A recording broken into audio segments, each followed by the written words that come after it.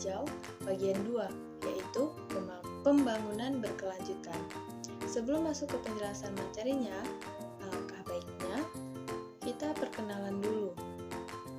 Perkenalkan, nama saya Indah Syafitri dengan NIM 2107200003 dari Prodi Pendidikan Kimia, Universitas Malikul Saleh. Hubungan kimia dalam mencapai tujuan pembangunan berkelanjutan. Kimia hijau bukan hanya terkait dengan penggunaan dan produksi bahan kimia yang aman saja. Prinsip kimia hijau dapat kalian terapkan sendiri di rumah. Bahan kimia apa saja yang digunakan di rumah? Bagaimana cara kalian menggunakannya? Bagaimana agar penggunaan bahan kimia di rumah dapat memberikan kontribusi terhadap prinsip kimia hijau? Menggunakan bahan kimia secukupnya, membuang bahan kimia pada tempatnya, menyimpan bahan kimia dengan cara yang benar, mengamati bahan kimia yang berbahaya dengan bahan alam yang lebih ramah lingkungan, serta menggunakan kembali bahan plastik merupakan wujud kontribusi kalian terhadap prinsip kimia hijau. Prinsip kimia hijau sangat memberikan kontribusi terhadap pelestarian lingkungan. Dalam aktivitas selanjutnya, kalian akan merancang, mengembangkan, dan mempraktekkan prinsip yang lebih hijau untuk pelestarian lingkungan. Kimia hijau atau green chemistry adalah teknik atau metode kimia baru yang bertujuan mengurangi penggunaan bahan kimia berbahaya dalam industri tetapi tetap mempertahankan produksi barang secara efisien dan efektif. Istilah kimia hijau muncul setelah Amerika Serikat melalui Badan Perlindungan Lingkungan Amerika Serikat (USEPA) menerbitkan Pollution Prevention Act atau Undang-Undang Mencegah Polusi pada 1990 silam. Perundang-undangan ini secara sederhana mengimbau upaya pencegahan masalah pencemaran lingkungan akibat senyawa dan bahan kimia berbahaya melalui proses yang lebih baik. Sejak itu, para ilmuwan berusaha mencari bahan kimia yang dapat digunakan dalam industri tanpa membahayakan lingkungan. Berbagai upaya tersebut selanjutnya berkembang di masyarakat yang dikenal sebagai gerakan kimia hijau. Kimia hijau adalah pendekatan kimia yang bertujuan memaksimalkan pengaruh bahaya bagi kesehatan manusia dan lingkungan. Memang tidak ada reaksi kimia yang hijau sempurna, namun keseluruhan efek negatif baik pada penelitian kimia maupun industri kimia dapat dikurangi melalui implementasi 12 prinsip kimia hijau.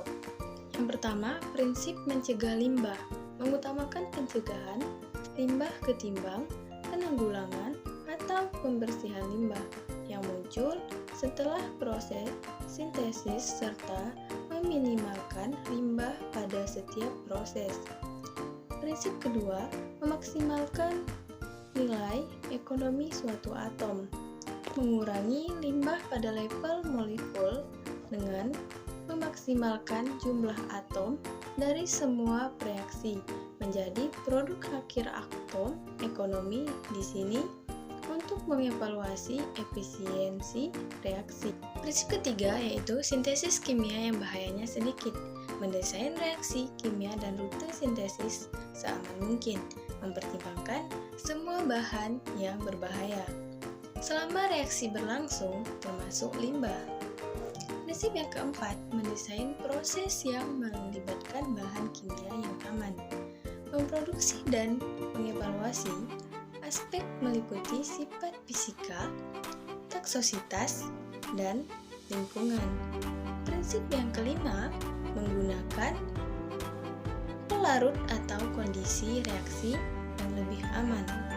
Memilih pelarut yang paling aman dalam tiap proses serta meminimalkan jumlah pelarut agar tidak menghasilkan persentase limbah yang besar. Prinsip yang keenam, mendesain efisiensi energi. Memilih jalan reaksi kimia yang paling kecil energinya, menghindari pemanasan dan pendinginan, juga tekanan dan kondisi vakum. Prinsip yang ketujuh, menggunakan bahan baku terbarukan. Bahan baku terbarukan biasanya berasal dari produk pertanian atau hasil alam. Sedangkan bahan baku tak terbarukan berasal dari bahan bakar fosil. Contohnya seperti minyak bumi, gas alam, batu bara, dan bahan tambang lainnya. Prinsip yang kedelapan, mengurangi bahan turunan kimia. Mengurangi bahan turunan kimia untuk mengurangi tahapan reaksi tambahan bahan kimia dan produksi limbah. Prinsip ke-9, menggunakan katalis. Penggunaan katalis berperan pada peningkatan selektivitas, mengurangi limbah, waktu reaksi, dan energi dalam suatu reaksi. Prinsip yang ke-10, mendesain bahan kimia dan produk yang terdegradasi setelah digunakan. Bahan kimia harus mudah terdegradasi dan tidak terakumulasi di lingkungan. Prinsip yang ke-11, menganalisis secara langsung untuk mencegah solusi. Metode analisis yang dilakukan secara real time untuk mencegah pembentukan bahan berbahaya bagi lingkungan. Prinsip yang ke-12, mencegah potensi kecelakaan. Memilih bahan kimia yang digunakan dalam reaksi kimia dan mengembangkan prosedur untuk menghindari kecelakaan. Menciptakan kegiatan yang mendukung prinsip kimia hijau. Salah satu peran kimia hijau adalah mendukung 17 agenda pembangunan berkelanjutan hingga tahun 2030 yang dirancangkan oleh PBB. Ke-17 agenda tersebut dapatkan simak di bawah ini. Yang pertama, menghapus kemiskinan. Yang kedua, mengakhiri kelaparan. Yang ketiga, kesehatan yang baik dan kesejahteraan. Yang keempat, pendidikan bermutu. Yang kelima, kesetaraan gender. Yang keenam, akses air bersih dan sanitasi. Yang ketujuh, energi bersih dan terjangkau. Yang kedelapan, pekerjaan layak dan pertumbuhan ekonomi. Yang kesembilan, infrastruktur, industri, dan inovasi. Yang kesepuluh, mengurangi ketimpangan. Yang ke-11, kota dan komunitas yang berkelanjutan. Yang ke-12, konsumsi dan produksi yang bertanggung jawab. Yang ke-13, penanganan dan perubahan iklim. Yang ke-14, menjaga ekosistem laut. Yang ke-15, menjaga ekosistem darat. Yang ke-16, perdamaian, keadilan, dan kelembagaan yang kuat. Ke-17, kementerian untuk mencapai tujuan. Dari ke-17 agenda tersebut, prinsip kimia hijau terintegrasi dalam 3 agenda pembangunan berkelanjutan 2030, yaitu agenda nomor 3, 6, 7, 13, 14, dan 15. Hidup sehat dan sejahtera bagi semua manusia di bumi, tentu karena lingkungan yang aman dan bebas bahan-bahan berbahaya. Prinsip nomor 7 dari kimia hijau adalah penggunaan sumber energi yang dapat diperbaharui. Indonesia telah berupaya untuk menerapkan prinsip ini, yaitu dengan cara mengurangi ketergantungan terhadap sumber energi fosil untuk menjaga kelestarian lingkungan. Dalam hal ini, Presiden Joko Widodo mengakselerasi penerapan biosolar atau B30 yang dimulai pada penghujung tahun 2019. Kini, pemerintah melalui Kementerian Energi dan Sumber Daya Mineral atau ESDM resmi mengimplementasikan B30 di Indonesia. Biosolar B30 sebagai bahan bakar nabati untuk mesin atau motor, diesel adalah lanjutan dari Biosolar 20. Mari lakukan aktivitas kerja ilmiah berikut sebagai contoh penerapan prinsip kimia hijau di sekitaran kita. Peran kimia hijau di pembangunan berkelanjutan sebagaimana dijelaskan pada subbab sebelumnya. American Chemical Society telah mengidentifikasi 7 peran kimia hijau dalam pembangunan berkelanjutan.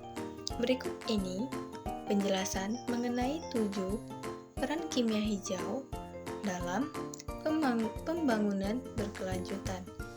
Yang pertama, zero hunger. Kimia hijau dalam zero hunger bertujuan melindungi tanaman dari seragam hama secara lebih baik, meningkatkan produksi pangan dan saluran distribusi, memperpanjang umur penyimpanan makanan melalui kemajuan dalam pengemasan, serta menjaga kualitas dan keamanannya. Yang kedua, good health and well-being. Kimia hijau dalam good health and well-being merupakan memberikan pemahaman mendalam tentang bagaimana kesehatan manusia dipengaruhi oleh penyakit dan kimia berbahaya dalam makanan, air, dan lingkungan. Selain itu, kimia hijau berperan penting dalam diagnosis medis dan pengembangan. Obat menawarkan solusi baru mengurangi polusi dan penerapan bahan kimia yang ramah lingkungan. Yang ketiga, clean water and sanitation.